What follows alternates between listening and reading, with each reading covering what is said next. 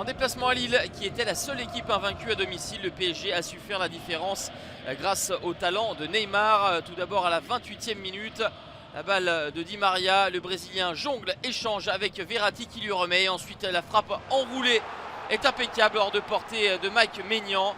Neymar a marqué consécutivement lors de ses 7 derniers matchs de championnat. Il est en pleine réussite et marque ici son 12e but de la saison en deuxième période. Un nouveau mouvement des Parisiens avec Neymar, la tête d'Icardi. Kylian Mbappé trouve le visage de Mike Maignan, mais avec l'aide de la vidéo, Monsieur Delerue va accorder un penalty aux Parisiens pour cette main de Renildo. Neymar face à Mike Maignan. Le doublé pour Neymar, 13e réalisation. Les Parisiens s'échappent en tête du classement avec 10 points d'avance sur Marseille. Les Olympiens qui restaient sur 6 victoires de rang en Vélodrome et qui ont calé face à une formation angevine disciplinée et audacieuse, à l'image de cette frappe de Sada Thioub. L'OM aura également quelques situations, notamment avec cette frappe de Nemanja Radonjic non cadrée. On va en rester là, 0-0 score final entre l'OM et le SCO.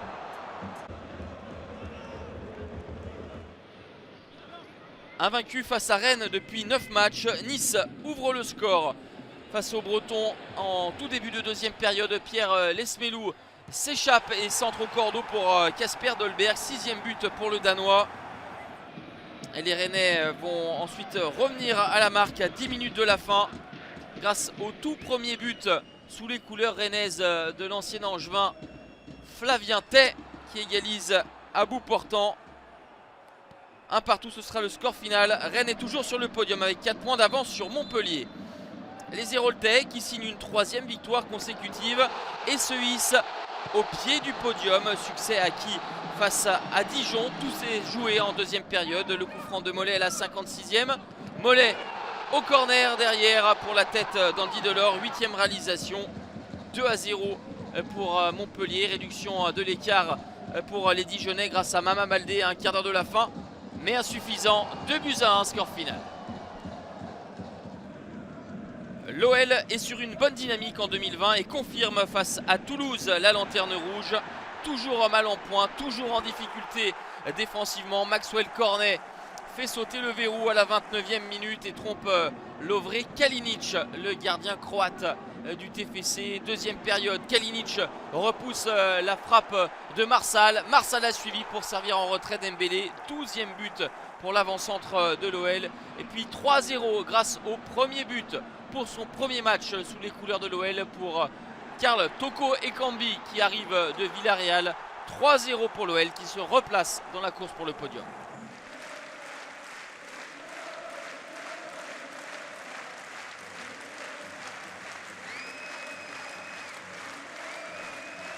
Après le bel hommage rendu à Emiliano Sala, Nantais et Bordelais ont livré une copie assez terne. Il aura fallu attendre la 86e minute pour voir un éclair avec ce but de Jimmy Briand, le seul de la rencontre. 6e réalisation pour Briand. 1-0 pour les Girondins qui mettent fin à une série de 4 défaites consécutives et se replacent en milieu de tableau. Déjà vainqueur à Louis II, 5-1 la saison dernière, Strasbourg récidive. 40e minute, la passe de Zoï pour Ludovic Ajorc, 1-0 pour le Racing. En deuxième période à la 66e, Sissoko va trouver Thomasson au sein d'une défense monégasque toujours aussi attentiste. 2-0, puis 3-0, le corner de Kenny Lala est repris par Mitrovic à un quart d'heure de la fin. Stevan Jovetic va réduire l'écart à 3-1. Ce sera le score final. Le Racing devance Monaco et se place en première partie de tableau.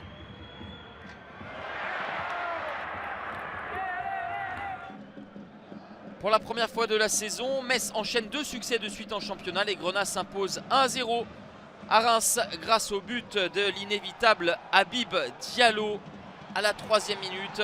Diallo auteur de 11 des 19 buts de son équipe.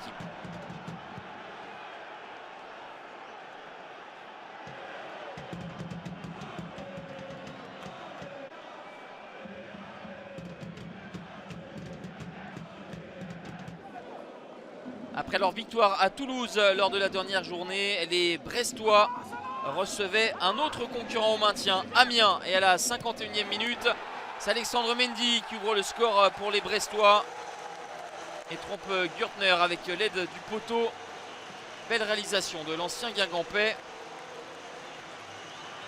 7 minutes plus tard, à la 58e, Serhou Guirassy est lancé en profondeur. Il est déséquilibré dans la surface par Duverne. C'est un penalty pour Amiens. Serhou Guirassy va se présenter lui-même face à Gauthier Larsonneur. Le contre-pied parfait, un but partout. Amiens tenait un bon résultat à l'extérieur, mais va commettre une terrible erreur en toute fin de rencontre avec cette perte de balle de Diabaté. Cardona en profite, 2-1. Brest prend 10 points d'avance sur Amiens, barragiste. Et défait lors de ces 4 derniers matchs de championnat, les Stéphanois recevaient Nîmes, relégable. Kazri ouvre le score à la 3e minute. Le but n'est pas accordé dans un premier temps, mais avec l'aide de la VAR, monsieur Stina valide la réalisation de Wabi Kazri. Le contrôle est parfait, le plat du pied l'est tout autant. À la 34e minute, Nordin est déséquilibré dans la surface de réparation par Alacouche. Kazri va signer un doublé. 2-0 pour Saint-Étienne.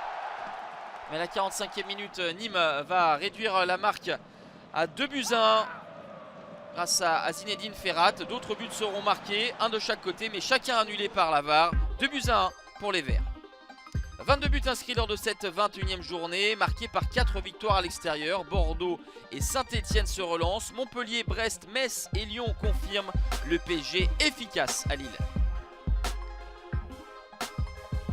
Le PSG, l'OM et Rennes sur le podium. Montpellier et Lyon sont à l'affût. C'est très serré de Strasbourg 8e à Saint-Étienne 15e, seulement 2 points d'écart.